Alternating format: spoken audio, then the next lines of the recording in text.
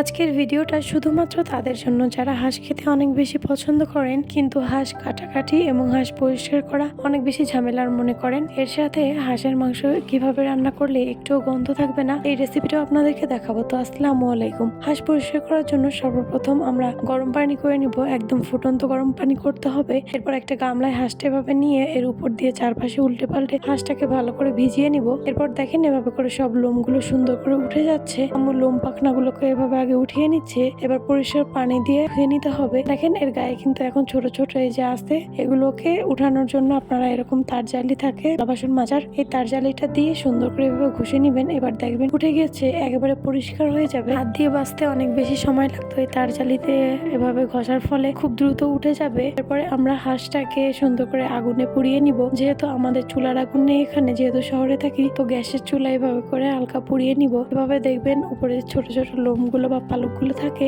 এগুলো পুড়ে যাবে। আর এরপরে আম্মু হাঁসটাকে কেটে নিচ্ছে বটি দিয়ে। এই যে দেখেন আগে পাটা ছড়িয়ে নিচ্ছে, নিয়ে আম্মু এই কোমরের কাছ থেকে কেটে নেবে। এভাবে কিন্তু হাঁসের কোমর বা মুরগির কোমর এখান থেকে ছাড়ালে মাংসের পিসগুলো অনেক বেশি সুন্দর হয় এবং একরকম সাইজের হয়। তো এভাবে করে আম্মু মাংসগুলো সব সুন্দর করে কেটে নিচ্ছে। আমরা অধিকাংশ সময় ছাদেই মাংস কেটে থাকি, এতে করে আমাদের ছাদে পানি যেহেতু ব্যবস্থা আছে, ওখান থেকে ধুয়ে পরিষ্কার করে নিয়ে আসা যায়, এতে করে খুব সুবিধা হয়। আপনারা ওইরকম ছাদে পানির লাইন রাখবেন যখন আপনারা বাড়ি করবেন। তো এরপরে আম্মু এই যে হাঁসের মাংসগুলোকে সুন্দর করে পিস করে নিচ্ছে। আর এই যে দেখাচ্ছিলাম আমি, দেখেন পিসগুলো কত সুন্দর হয়েছে, একেবারে মনে হচ্ছে গরুর মাংসের মতো পিস হয়েছে। চীনা হাঁসের মাংস তো এই জন্য খুব সুন্দর সলিড মাংস হয়েছে। এরপরে যে মাংসগুলোকে পরিষ্কার করে ধুয়ে নিয়েছি, মাংসের পানিটা ঝরিয়ে একটা গামলায় আম্মু মাংসটা নিয়ে নিল। এর ভিতরে একে একে কিছু মশলা দিয়ে দিবে আম্মু। হলুদ দিয়ে দিবে, এরপরে লবণ দিয়ে দিবে, তারপরে অল্প একটুখানি জিরা দিয়ে দিবে, দিয়ে সুন্দর করে মাখিয়ে নিবে। তো মাংসটাকে এভাবে ম্যারিনেট করে রাখলে আগে থেকে অনেক বেশি স্বাদ হয়। যে কোনো মাংসই এভাবে একটু মশলা দিয়ে মেখে রেখে দিলে অনেক বেশি টেস্টি হয়। এরপর আম্মু কড়াইয়ে সয়াবিন তেল দিয়ে দিল। তেল গরম হয়ে গেলে এর ভিতরে এলাচ, দারচিনি এবং তেজপাতা দিয়ে দিল।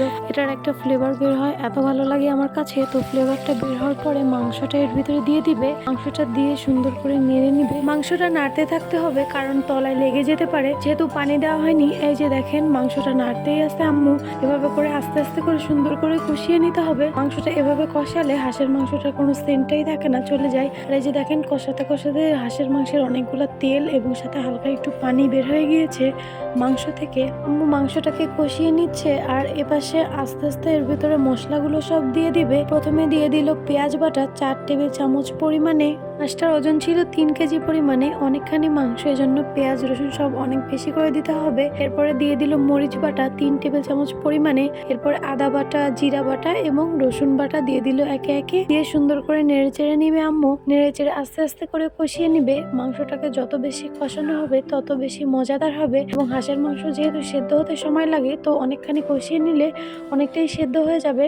এই যে আম্মু দেখেন কষিয়ে নিয়েছে, এখনই দেখে লোভনীয় লাগছে। কষানো মাংস যে কতটা মজা, যেহেতু হাঁসের মাংস সেদ্ধ হতে অনেকটাই সময় লাগে। তো কষানো হয়ে গিয়েছে, আম্মু এখন এর ভিতরে পানি দিয়ে দিবে। যেহেতু হাঁসের মাংস সেদ্ধ হতে সময় লাগে, সেই জন্য অনেকখানি পানি দিয়ে দিতে হবে এর ভিতরে। এই যে আম্মু পানি দিয়ে দিয়েছে।